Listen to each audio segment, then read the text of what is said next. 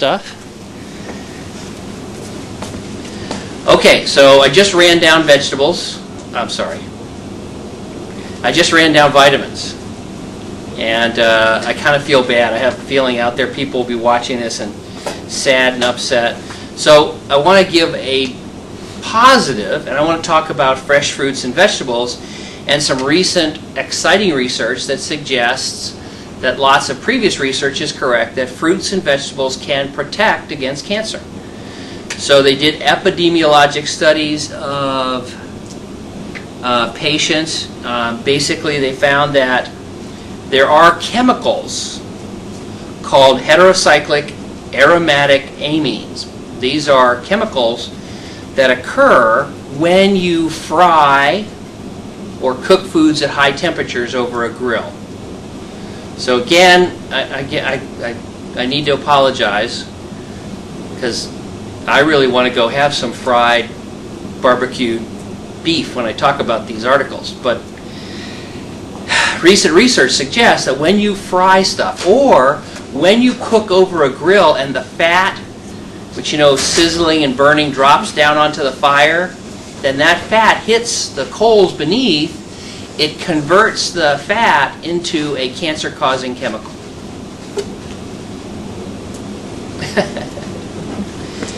I know, I'm sad, but it does, and there are some of these chemicals, and studies show that these poisonous, mutagenic chemicals that can cause cancer can be blocked by the antioxidants and some of the chemicals in fresh fruits and vegetables.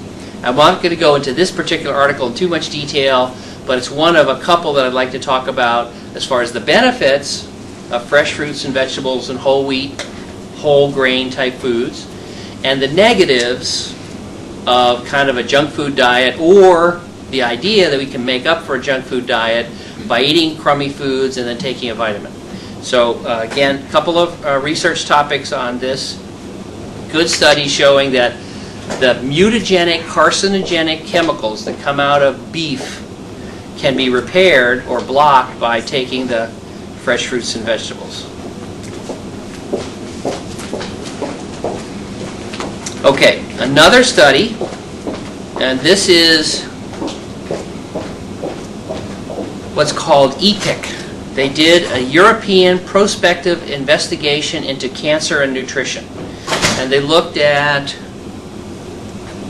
366,000 women and 150,000 plus men. So huge study. And I'm just going to summarize what they said, which is high plasma vitamin C High plasma vitamin C levels was associated with lower risk of cancer. So you might conclude, I should run out and buy tablets of grams and grams of vitamin C tablets. No. If you ate a healthy diet and it elevated your blood level of vitamin C, it protects against cancer. That's citrus fruits and things that you all know. Carotenoids and retinol, two kinds of the vitamin A molecule that's present in dairy products as well as a variety of plant foods like carrots, decrease the risk of cancer. Alpha tocopherol, that's vitamin E, when it was in the blood, not when taken as a tablet, help protect against cancer. Plus a high intake of cereal fiber, healthy whole grains. And following a Mediterranean diet in this very large study in Europe, in almost 500,000 people protected against cancer. So a minute ago, I would think I was the Grinch. Vitamins don't help. But here is the positive, the good news at the end of the story. Eat a healthy diet is the key, as far as we can tell now, to protecting against cancer.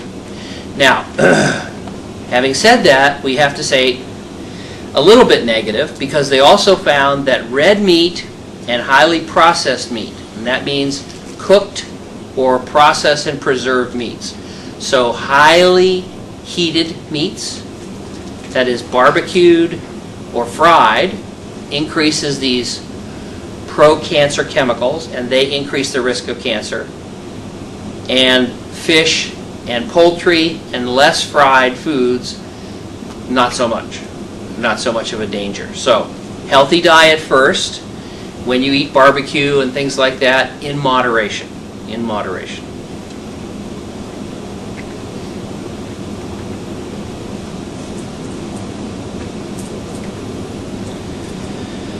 Now, I've been pretty negative on supplements, but I want to go back and do one more positive story on supplements. There is a chemical called quercetin. Quercetin is found in red onions, apples, and in the linings, the skin of citrus foods, and it seems to decrease the risk of stomach cancer. So, again, healthy diet, helpful. Not healthy diet may increase that risk. Another article to talk about is that, again, looking at stomach cancer in particular, fresh fruits and vegetables lower the risk of stomach cancer. So we've got a whole batch of studies like this. I kind of said it and said it and said it, and I'll stop saying it now. Healthy diet, good. Crummy diet, what's a crummy diet? Hot dogs, deli meats, barbecue. Twinkie and a vitamin. Twinkie and a vitamin, not so good. Okay. So is your new recommendation that instead of the triple dose of multivitamin, just a regular dose? I think we're going to go down to that. I think we are, and it's been hard, as you may know. For 13 years, I've been on the train of extra vitamins are good. So we're going through this. We're reviewing the research. The research, I think, is building up. Common sense told me, and I think a lot of patients and people, that low vitamins are bad. The surgery could lower your levels of certain vitamins and minerals, so take extra was a good idea. I think that may not be right. And so we may be pulling back on that. We may be changing our things. Absolutely what you should do, though, is check your blood levels at the end of a year and then yearly. And if they're low, then we do think you should still take more. Especially if they're high, you want to cut back. Because we have had some of our patients, not many, but remember we've got 6,000 people over 10 years of follow-up. So we know a lot about our patients.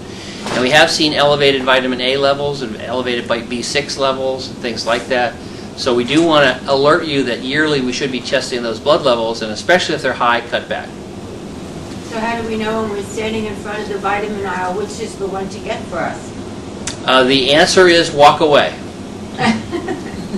Walk away from the vitamin aisle and go to the fresh fruits and vegetables aisle. Well, I mean, we need to take a supplement afterwards anyway, so, or one a day, right? Maybe.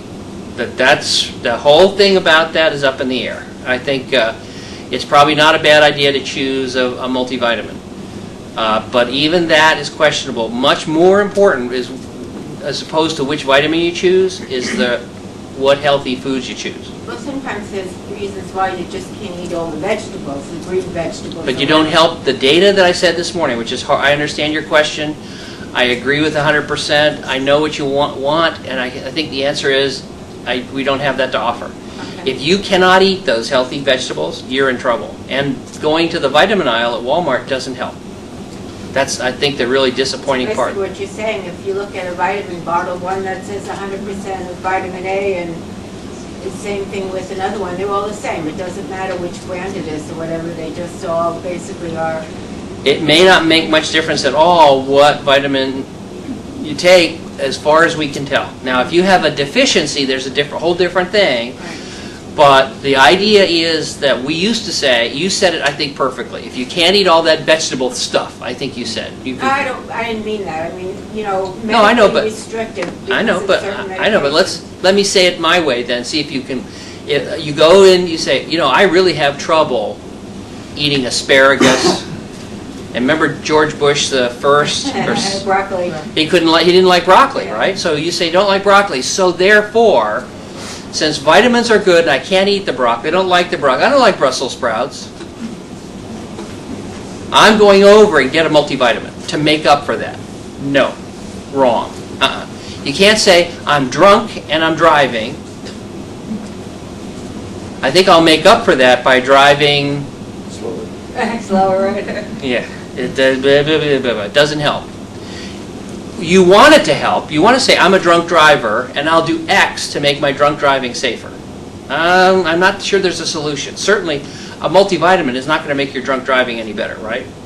This research, which I don't like telling you, I don't like reading, I've been reading it for years. I haven't been talking about it for years because I was hoping it was, a fluke. It says that if you have problems with your health or risk of getting stomach cancer, say after the mini gastric bypass, the solution is not to take a multivitamin. The solution is eat a healthy diet. And I don't want to say that because I want to go have some barbecue ribs, cooked over an open flame, where the fat drips down, and this stuff says that kind of food not so good for you, not so good for the lining of your stomach, may cause cancer, and that the way to prevent that is eat less of that and more of fresh fruits and vegetables. And a multivitamin is like painting your car red. It doesn't help with drunk driving. You still are driving drunk. And I don't want to tell you that, but that's what I think the latest research says. So did I say that enough for this morning?